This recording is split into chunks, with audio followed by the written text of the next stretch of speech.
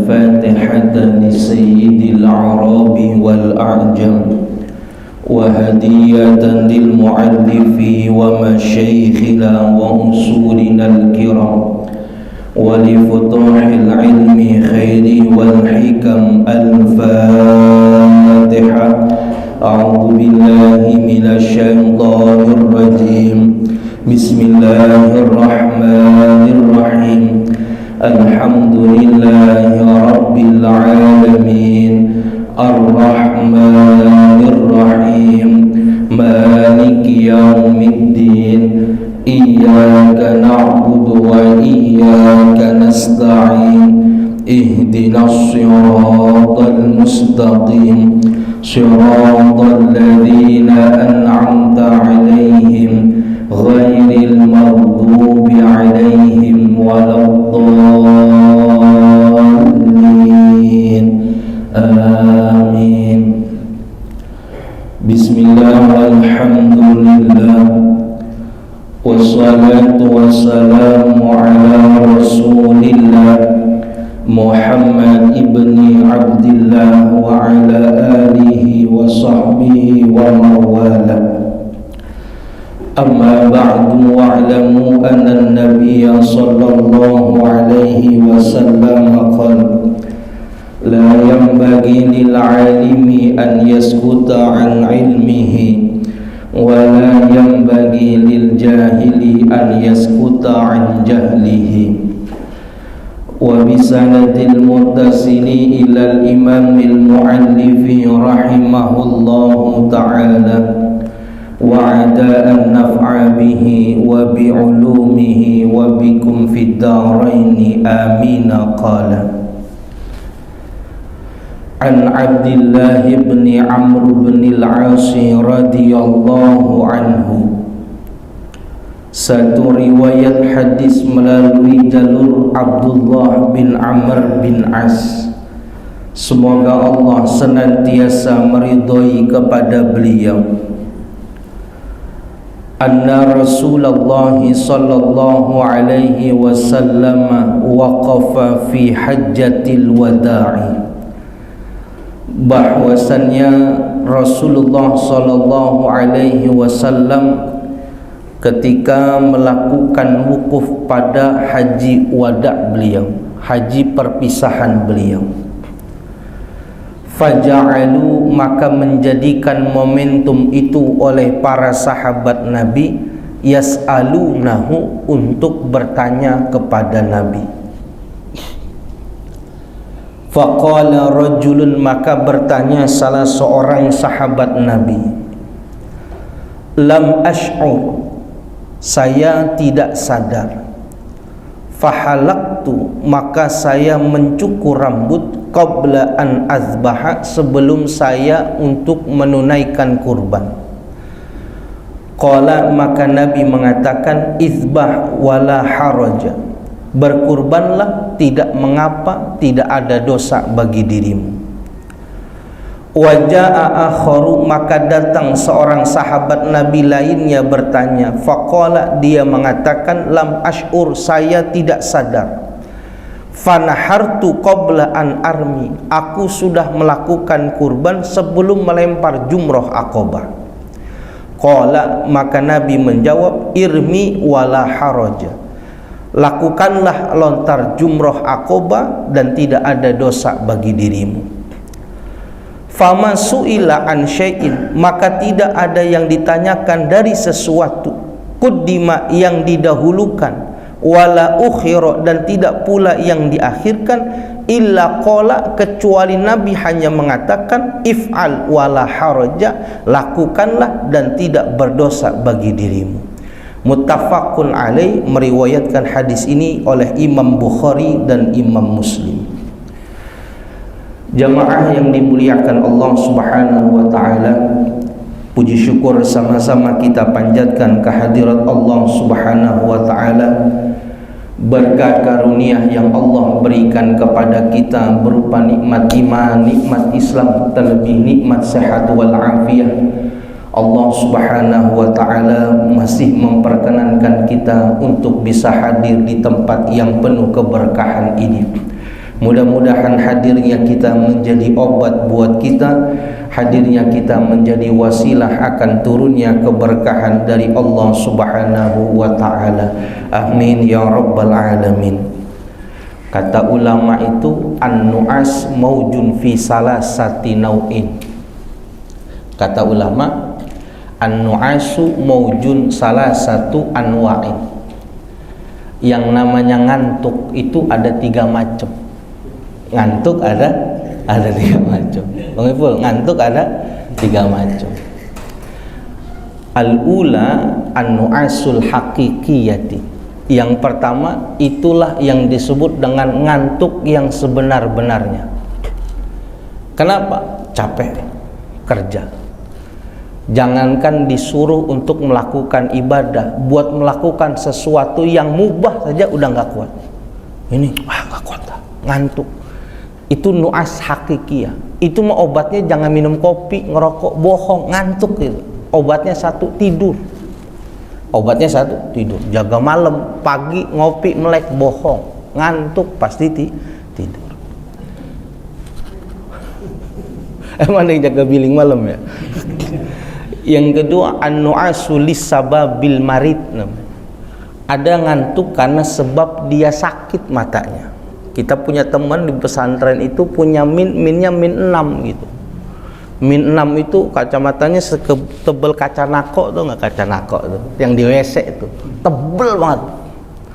Itu dia kalau dia lepas kacamata, Ustaz, anak perempuan itu nggak kelihatan apa-apa. Dia paksain baca bisa, nggak lama berair matanya tuh, keluar air mata. Ini lisababil marid. Karena dia punya kornea yang di mata udah kecapean dulunya. Waktu masih SD-nya dipakai buat nonton, dipakai nonton gelap-gelapan. Kekuatan di sininya berkurang sehingga kalau baca nggak pakai kacamata ngantuk dia cepet. Bisa tidur dia. Kenapa? Matanya capek, lisababil marid. Tapi ada yang ngantuknya ini kalau disuruh baca Al-Qur'an dia ngantuk dia. Disuruh ibadah dia ngantuk. Tapi kalau disuruh baca WhatsApp dia melek. Namanya ngantuk sialan namanya. Namanya ngantuk sialan. Iblis, setan itu ada 9 nama. Yang nama ketiga namanya setan wahslan namanya. Itu setan yang kerjaannya bawa tepung. Yang tepung itu ditaburkan di mata orang-orang muslim itu. Wahsan. Tujuannya apa? Itu debu ngelilipin mata kita, perasaan kita kalau mau sholat, mau ibadah apapun berat itu. Maka dianjurkan buat kita untuk melakukan wudhu dan berta'awuz. Tapi kalau kita yang bekerja, ngantuknya wajar. Yang penting ingat hadis Nabi, kun aliman, kata Nabi. Kalau bisa, Bang Ipul, kita jadi hidup jadi orang yang alim. Orang yang punya ilmu supaya kalau ada apa-apa nggak repot. Nggak bisa. Kun muta'aliman, orang yang niat belajar. Kita nggak alim tapi niat tetap mau belajar supaya paham satu ilmu. Kalau alim kita nggak bisa karena kita pegawai, kita pekerja. Muta'aliman, kita jadi orang yang ngaji terus nggak bisa karena kita pekerja. Yang ketiga nih, mustami'an, orang yang suka mendengar kebaikan. Gak apa-apa ngaji datang. Saya lebih seneng ngaji datang walaupun ngantuk daripada nggak datang. Ngaji Bang Ibu, waduh, kalau ke masjid saya bawaannya ngantuk, saya daripada ngantuk saya di kantin aja nggak ngantuk. Mendingan datang ke sini tidur bareng-bareng, kita tidur. Gak apa-apa. Dan itu udah biasa itu. Di Maulid kemarin Bang Ipul kan, itu kan kita ada candid foto ya, Bang Anggi gitu. Artinya ada kita punya saudara yang foto-foto profesional gitu. Itu ada memang dia iseng motoin yang gaya tidurnya miring, yang numpuk ini banyak gitu. Karena memang serame itu aja ngantuk, gimana? Masjidnya AC, kita lelah kerja pasti ngantuk. Tapi lebih baik hadir mustami'an, walaupun ngajinya jider, ngaji sambil nyender, nggak apa-apa. Kelas yang nomor 2 jituk, ngaji sambil ngantuk. Kelas 3 jiler, ngaji sambil ngiler. Ini mah nggak ada sambil ngiler, nggak ada, nggak sampai parah lah. Setidaknya pas melek sadar masih di dalam masjid gitu, nggak kok saya di sini gitu ya, nggak. Kalau nggak bisa mustami'an nih, yang keempat, au muhibban, jadi orang yang suka kepada orang yang melakukan kebaikan. Kita nggak sempat ngaji karena kita repot, tapi jangan benci sama orang yang masih mau ngaji. Kita nggak bisa hadir kepada maulid, jangan jadi orang yang benci kepada acara peringat maulid. Jadi suka dengan orang-orang yang melakukan kebaikan, dan berdoa kita mudah-mudahan kita termasuk orang yang dalam bagian cinta kepada pengajian. Itu Imam Ghazali, saya bering cerita, ulama besar yang ayahnya itu cuma tukang jahit. Tapi karena tukang jahitnya bukan tukang jahit biasa, tukang jahit yang tahu adab, itu kalau dapat uangnya nggak semuanya dikasih ke keluarga. Sebagian besar, sepertiganya dia simpen di kantongnya. Buat apa? Buat dia kasih hadiah kalau ada ulama-ulama besar datang ke Irak menyampaikan ilmunya, dia datang, dia cium tangan, dia kasih hadiah, dia minta doa di situ.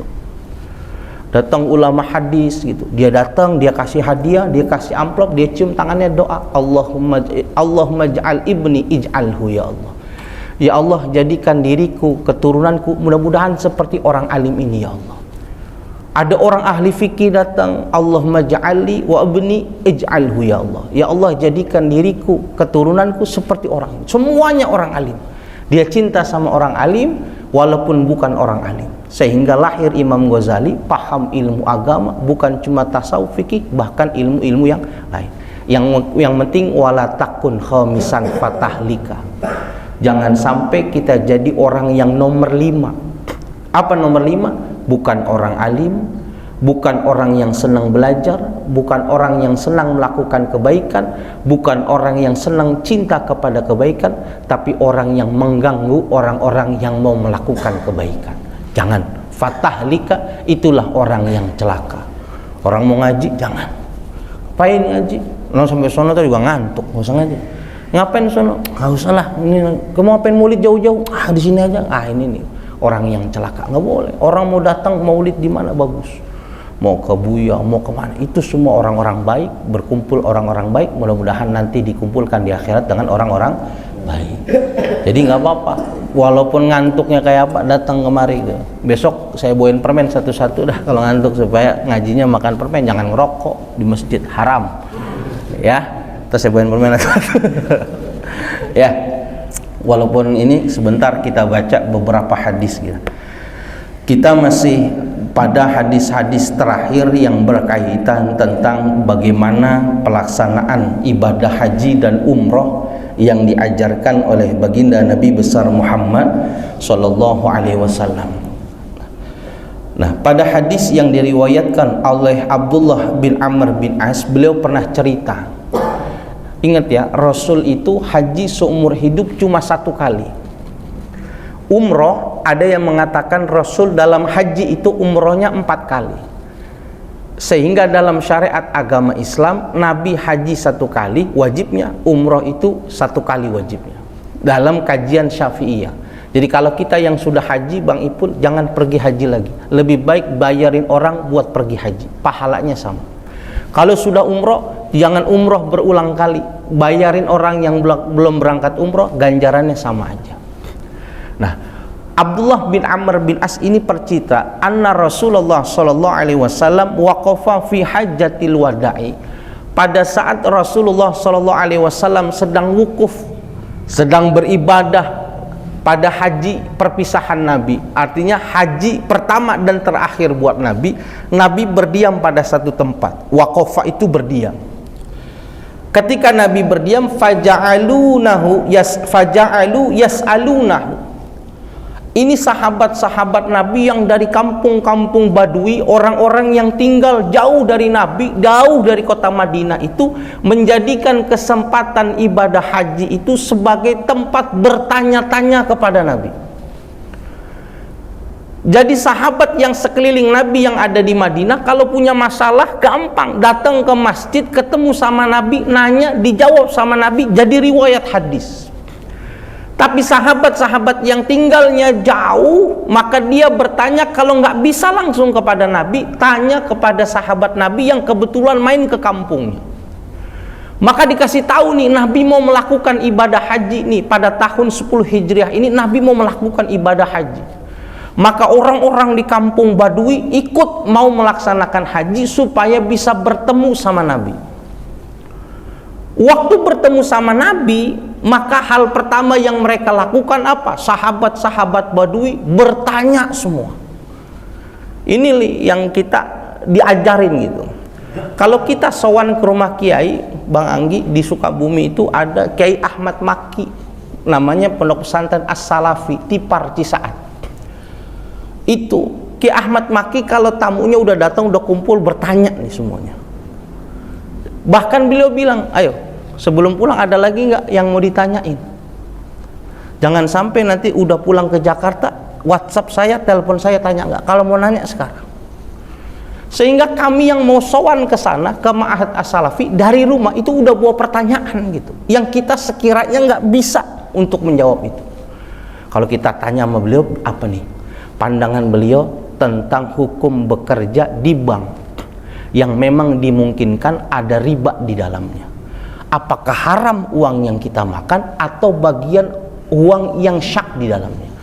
Kalau kita sudah terjerumus ke situ bagaimana? Kita udah buat pertanyaan. Kenapa? Beliau orang alim. Itu yang dilakukan oleh Nabi. Nabi bilang kepada sahabat-sahabatnya, siapa yang nggak paham tanya sama aku. Dalam satu majelis tanya semuanya. Bahkan sampai Nabi Muhammad wafat, Nabi menunjuk nanti kalau saya meninggal dunia, yang memandikan saya dipilih 4 orang. Salah seorang yang dipilih oleh Nabi itu Sayyidina Ali karramallahu wajhah, yang dipilih Sayyidina Ali. Sayyidina Ali dalam beberapa riwayat dikatakan, waktu saya mau memandikan Rasulullah SAW, Rasulnya sudah meninggal dunia, datang hatif, suara yang menyerupai suara Nabi Muhammad. Yang suara itu bilang kepada Sayyidina Ali, Ali, saya udah meninggal dunia. Sebentar lagi saya dimandikan, dikafankan, dan dikuburkan. Sebelum saya dikuburkan, masih mau bertanya nggak engkau ya Ali? Itu nabinya udah meninggal. Apa kata Sayyidina Ali? Wakaftu ya Rasul, cukup ya Rasul. Ya udah, kalau ada apa-apa nanti tanya saja ya Ali, walaupun sudah di dalam kubur. Sayyidina Ali bisa tanya sama Rasul. Ziarah ke makam Rasulullah dengan kelebihannya, Allah berikan karunia jawaban dari Rasulullah. Ini disuruh tanya. Maka kita kalau sowan ke rumah Kiai, bawa pertanyaan yang banyak, jangan bawa curhatan yang banyak. Jangan, kata Kiai, gue juga punya masalah, bukan lu doangan. Kasih pertanyaan yang banyak. Kiai, saya mau nanya nih Kiai, bagaimana gini? Itu Kiai seneng gitu. Kenapa? Silaturahimnya ada manfaatnya. Jangan datang nih Kiai ini kasih tahu nih dia nih. Kenapa? Susah banget bacotnya nih Kiai, ampun banget. Benerin gimana ke bacotnya biar lurus gitu. Jangan begitu. Istri dibilang bacotnya kayak gak ada banget. Lu laki saya ini mau ini mana? Jangan. Datang bawa bagaimana Kiai hukumnya kalau istri ngomongnya lebih tajam daripada silet. Itu udah paham Kiainya. Kalau ngomongnya lebih tajam dari silet, itu bagaimana tuh kalau suami saya matanya lebih besar daripada keranjang kalau ngelihat cewek. Itu kita udah paham tuh. Berarti suaminya tukang lirik-lirik gitu. Jangan dibilang nih bacotnya nih begini disekolahin bagaimana. Banyak bertanya. Maka sahabat Amr bin As nih, kalau kita baca ini sampai kaget gitu. Kenapa? Nabi senang duduk, orang Badui nanya, Gabi gimana Nabi? Kata Nabi, boleh. Nabi gimana? Ya boleh. Ya itu nggak boleh. Dijelasin. Semuanya dijawab sama Nabi. Sampai orang yang di samping Nabi, Amr bin As, geleng-geleng gitu.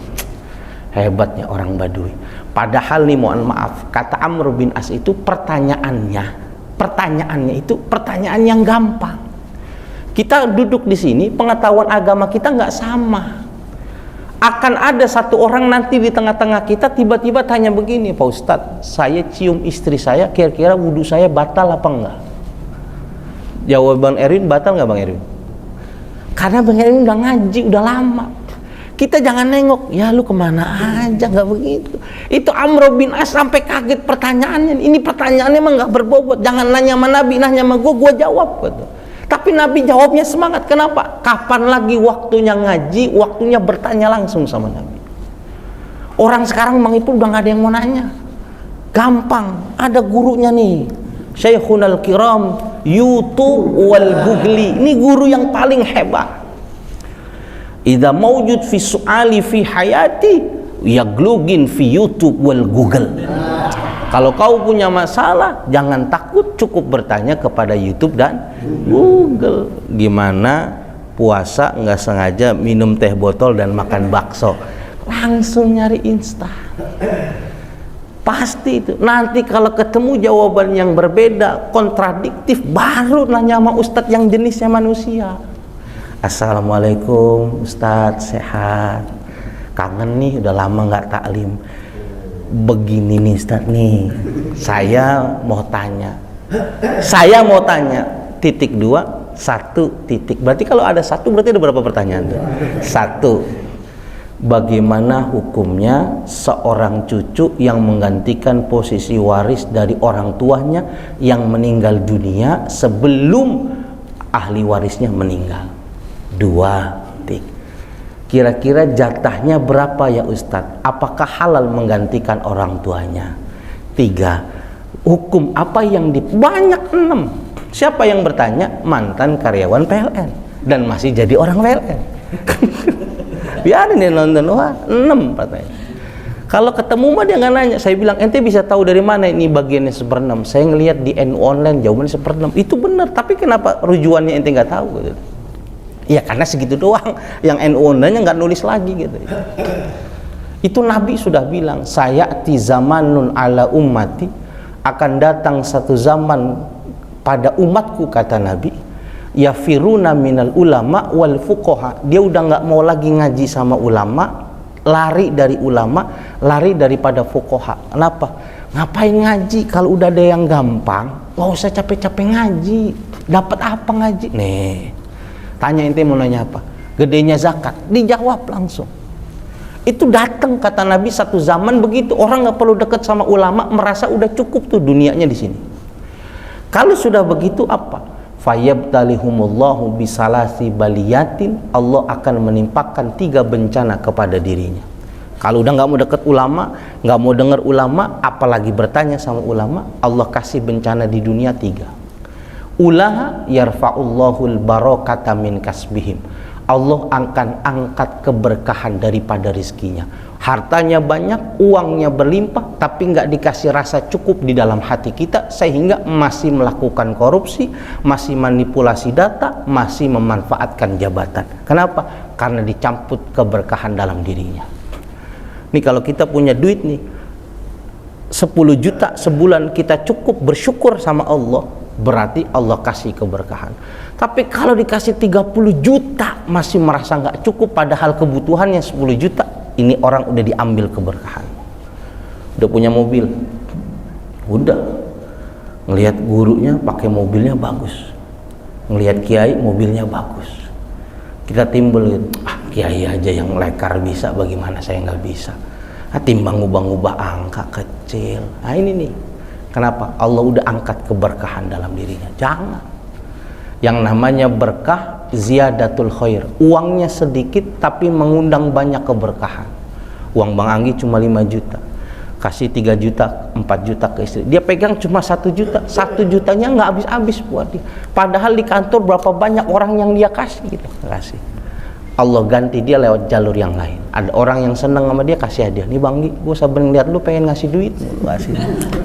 Itu, iya, janda-janda tua, ya kan, yang sering bayar listrik, langsung ngeliat Bang Anggi ini seger banget kayaknya dah. Rasanya hidup pengen lebih lama lagi gitu. Padahal udah umur 64 gitu. Iya. Rizkinya Allah tambahkan. Tapi kalau dari jauh dari ulama, pertama keberkahan rizkinya dicabut. Yang kedua, yusallitullaha sultanan zoliman. Allah kirimkan kepada kita, pimpinan-pimpinan kita adalah orang-orang yang zalim, orang-orang yang nggak mendukung kita buat melakukan kebaikan. Pak, saya boleh nggak ngadain maulid? Nggak boleh, nggak ada anggarannya. Pak, boleh nggak saya bikin pengajian? Nggak boleh, pengajian yang ngaji cuma sedikit, percuma. Pak, boleh nggak bikin sholat berjamaah? Nggak usah, di sini yang kerja bukan cuma Islam, Kristen juga ada. Pak, boleh nggak? Wah, disusahkan. Ini kenapa? Bisa jadi karena kita udah jauh dari ulama, udah dingin dari ulama. Udah nggak usah dah, nggak usah ngaji kali Bang Ipul, percuma ini. Dingin, saat itulah Allah bikin susah lagi kita kalau mau mengembangkan agama. Ini bukan di sini Bang Ipul, di tempat kami yang ngajar juga waktu siang begitu. maaf Ustadz, saya nggak bisa lagi ngadain pengajian. Kenapa? Karena atasan kami sudah ganti dan tidak menyetujui untuk melakukan adanya pengajian. Lagi sih waktu COVID, kenapa nggak dibuka habis COVID-nya? Karena kami merasa belum siap. Sekarang nggak bisa bikin pengajian. Kenapa? Udah diganti. Makanya jangan gitu. Saya bilang dalam hati, niat Bang Ipul yang ngidupin majelis di sini, semuanya yang majelis bilang, kalaupun saya nggak di sini, dukungan saya, hasrat saya, mudah-mudahan taklim jangan sampai berhenti. Guru-guru boleh ganti, tapi pengajian tetap jalan. Jadi Bang Ipul datang ke sini walaupun cuma berobat, tahu hari Rebo Ustadz Yusa masih ngajar. Udah meninggal Bang Ipul, udah meninggal. Digantiin siapa? Digantiin anaknya. Ustadz Pati masih ngajar, oh pasti hari Kamis. Nah, itu walaupun udah nggak di sini, tapi taklim yang dulu kita pakai untuk menyiarkan agama sekarang masih diteruskan, itu luar biasa. Pahalanya terus berjalan buat kita. Yang ketiga nih, kalau orang sudah nggak mau belajar agama, yakhrujuna minad dunya bighairi iman. Allah keluarkan dia daripada dunia nggak punya iman sedikit pun. Nauzubillah min zalik. Matinya su'ul khatimah. Jangan nih, kita minimal jadi mustami'an au muhibban. Allah, orang yang cinta mendengar kebaikan, orang yang senang bila orang melakukan kebaikan. Nah ini Nabi, sahabat Nabi menceritakan kepada kita, kalau bertemu orang alim, orang yang berilmu, orang yang memiliki pengetahuan, jangan sampai kita tidak bertanya kepada beliau semua. Maka apa pertanyaannya yang ditanyakan kepada orang-orang Badui? Pertama, faqala rajulun, bertanya salah seorang sahabat Nabi dari kaum yang Badui, lam ash'ur ya Rasul, saya nggak sadar, saya nggak tahu. Fahalaktu qabla an azbaha, saya sudah melakukan tahallul cukur rambut, padahal saya belum melakukan berkurban. Qala, kata Nabi menjawab, izbah wala haraja, nggak apa-apa kau berkurban dan tidak ada dosa bagi dirimu. Orang pada tanggal 10 Zulhijjah, bagi orang yang melaksanakan ibadah haji, ada manasikul haji, ada ibadah-ibadah yang dilakukan ritual khusus bagi orang yang haji pada tanggal 10 Zulhijjah. Kalau kita yang nggak haji di Indonesia, di negara-negara lain, kita sholat sunnah Idul Adha, siangnya potong kurban sampai habis hewan kurban, bagi hewan kurban baru kita nyate. Kadang hewan kurban belum dibagi, kita udah mulai nyate nih. Ini kita nih. Kalau mereka yang melakukan ibadah haji, enggak. Mereka setelah wukuf di Arafah, mabit di Musdalifah, paginya itu mereka melakukan kegiatan pertama jumroh Aqobah. Ini Nabi nih, kalau ngikutin Nabi. Habis melakukan jumroh Aqobah, Nabi berkurban. Setelah Nabi berkurban, baru Nabi bertahalul. Yang keempat, baru Nabi melakukan tawaf ifadah. Ini yang dilakukan Nabi bila berurutan. Tetapi ada sahabat Nabi tahu nih, kalau tanggal 10 Zulhijjah yang dilakukan 4 hal ini, tapi nggak tahu urutannya dia. Maka dia lakukan, ada yang pertama tahallul dulu, cukur rambut, baru berkurban. Ternyata Nabi di sana melakukan berkurban dulu, baru bertahallul. Dia bingung gitu. Dia tanya sama Nabi, ya Rasul, saya kebalik nih, nggak sadar, saya nggak tahu. Saya cukur rambut dulu nih Nabi, baru berkurban. Ibadah haji saya bagaimana? Kata Nabi, nggak apa-apa berkurban, nggak ada dosa buat dirimu. Ini pertama tadi saya katakan, menunjukkan wajib haji sesuatu yang harus dilakukan sekalipun tidak berurutan. Kedua, kalau kita tidak tahu satu masalah, tanya kepada orang alim, itu buat ketenangan buat diri kita. Kalau sampai kapanpun kita nggak tanya, itu jadi beban buat kita, sehingga ibadah kita nggak yakin. Kita bingung gitu, ini sah apa enggak ya? Sah apa enggak gimana gitu. Saya sholat maghrib Ustaz, sholat maghrib itu 3 rakaat Ustaz. Kata Ustaznya, saya juga tahu 3 rakaat. Enggak, saya ngasih tahu, sholat maghrib 3 rakaat. Saya sudah melakukan 3 rakaat Ustaz. Selesai saya sholat, istri saya tanya gitu, bilang ke saya, kok sholat sih? Kenapa? Kan wudunya udah batal. Kata saya, tahu dari mana? Ya tahulah gitu. Tapi istri saya nggak ngasih tahu alasannya. Saya udah selesai sholatnya. apakah saya wajib mengulang sholat saya, atau saya membiarkan omongan istri saya, atau saya harus percaya omongan istri saya? Satu. Kedua, kalau saya dalam ibadah sholat, lalu perut saya seakan-akan bunyi dan keluar kentut, apakah itu kentut beneran atau sekedar cuma syabih bilbaq, sabih sama kentut? Saya wajib membatalkan apa harus melanjutkan sholat? Itu tanya semuanya. Termasuk pertanyaan yang pernah saya bawa, bagaimana orang yang terpaksa harus bekerja di bank, sehingga orang yang saya kasih jawaban di Jakarta dia puas. Kenapa? Nggak syak lagi kerja di situ, karena yang dia butuhkan apa? Di situ tempat bahaya orang melakukan riba. Kamu hanya perlu melakukan satu niat dalam hati, kalau nanti ada pekerjaan yang jauh lebih baik lagi, maka kamu harus pindah dari situ. Sekarang sudah dalam keadaan darurat, silahkan bekerja, tapi jangan pernah membenarkan seluruhnya riba yang ada di situ. Itu gampang. Kenapa? Kita udah tanya, dan orang alim itu pasti memberikan jawaban yang jawaban itu tidak memberatkan diri kita. Kenapa? Dia pilih-pilih dulu.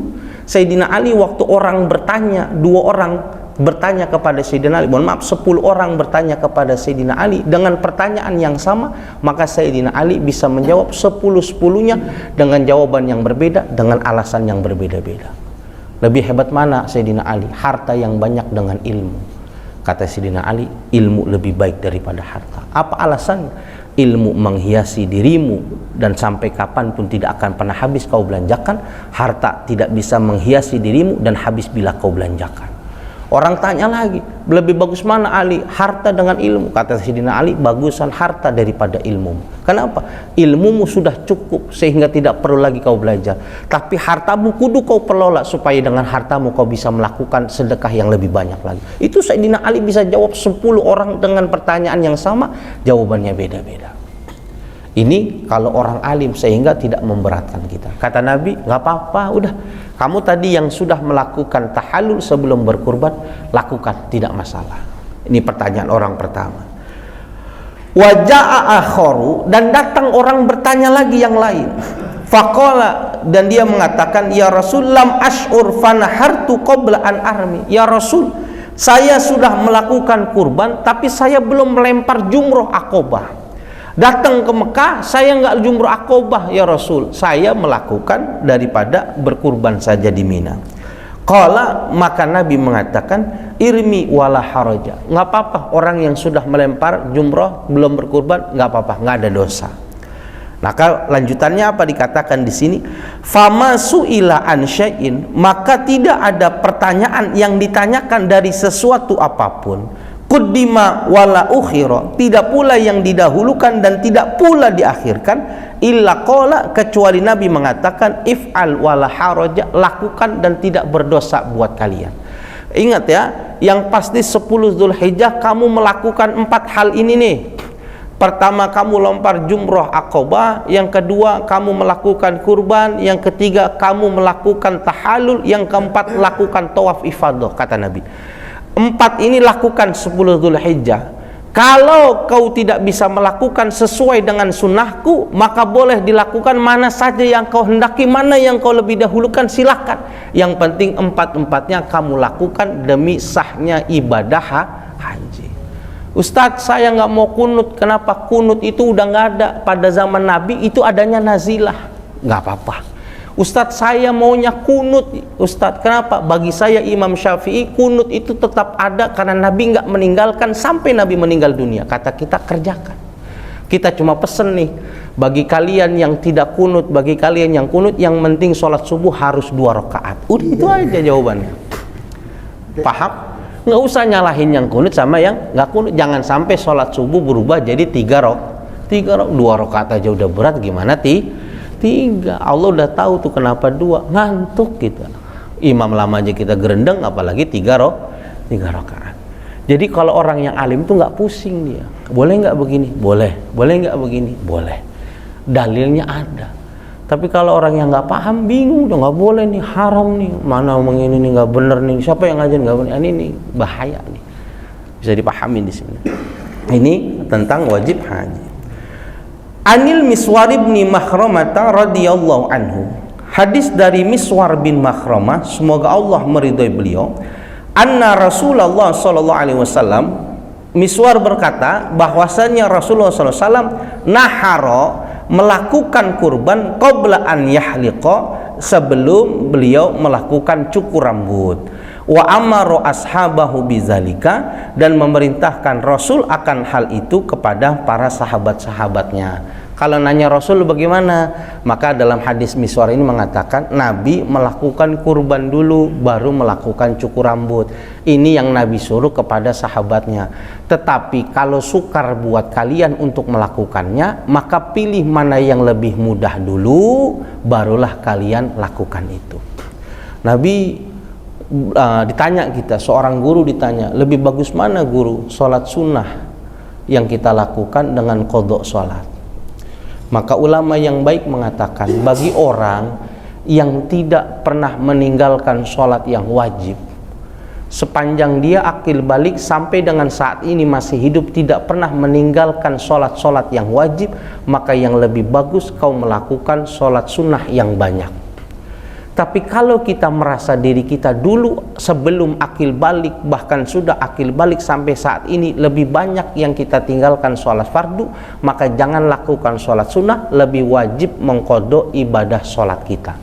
Qadha hukumnya wajib, melakukan sholat sunnah hukumnya sunnah.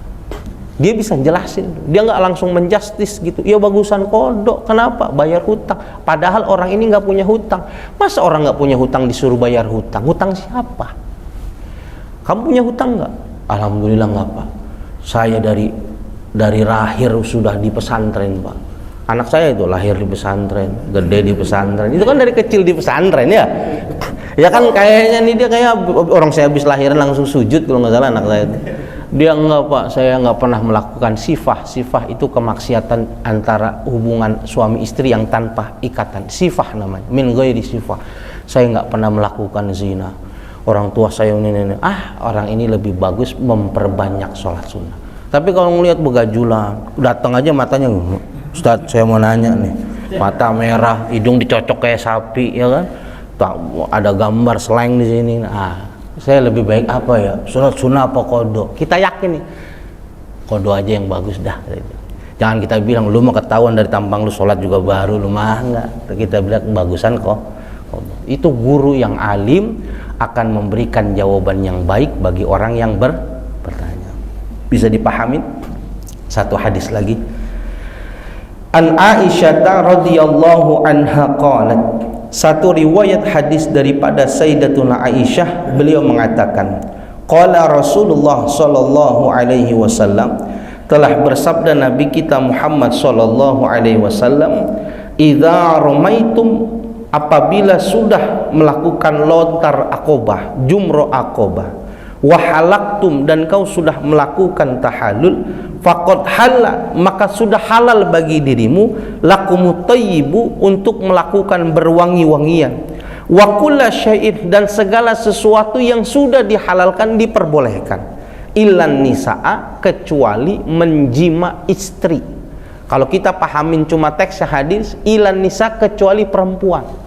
Halal melakukan apapun kecuali perempuan. Apa maknanya? Bil jima ma'azaujah, jima dengan istri kita. Orang sudah selesai rangkaian ibadah haji itu, salah satu tandanya dengan dilakukan tahallul. Itu tanda rangkaian haji sudah selesai dan mau selesai. Tahallul itu dua. Sunnah hukumnya halaktum, membotakkan pala. Itu sunnah Nabi. Dianjurkan bagi laki-laki untuk membotakkan kepalanya ketika tahallul.